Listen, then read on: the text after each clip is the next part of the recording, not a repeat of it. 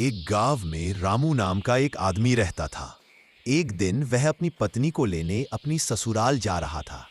रास्ते में उसे दूर आग लगी दिखाई दी। लोग आग बुझा रहे थे। रामू ने सोचा, मैं भी मदद कर देता हूं। वह आग बुझाने लगा। तभी उसने देखा कि एक सांप आग में फंसा हुआ है। रामू ने सोचा कि यह जल जाएगा, इसलिए उसने उसे बचा लिया।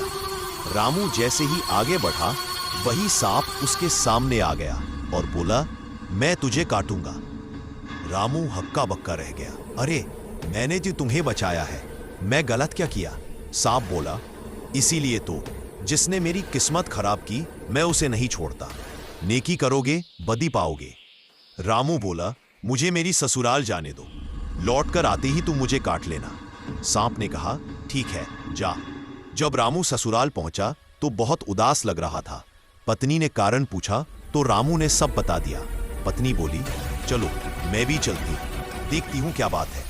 रामू जिस रास्ते से आया था, पत्नी ने कहा, उस रास्ते से नहीं, हम दूसरे रास्ते से चलते हैं। लेकिन सांप उसी रास्ते में फिर प्रकट हो गया और बोला, मुझे धोखा देकर जा रहे हो। पत्नी गुस्से से बोली, अरे, मेरे आदमी ने तुम्हारी जान बचाई और तुम उसे काटना चाहते हो? नेकी का ऐसा बदला? सांप बोला, नेकी करोगे, बदी मिलेगी।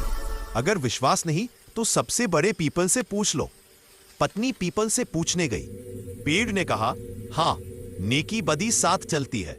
मैं गर्मी में छाया देता हूं, बारिश में पत्तों से बरसात रोकता हूं और सर्दियों में लोग मुझे काटकर जला देते रहे।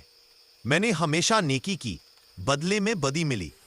सांप बोला, देखा, अब मैं रामू को काटूंगा ही। पत्नी ने चतुराई से कहा, अच्छा, जादू बता दे जिससे लोग तुझे परेशान न करें। सांप बोला, पीपल की लकड़ी की राख लाओ, उसमें मैं मंत्र डाल दूंगा। जिस पर बाशम बोल दोगे, वो पत्थर हो जाएगा।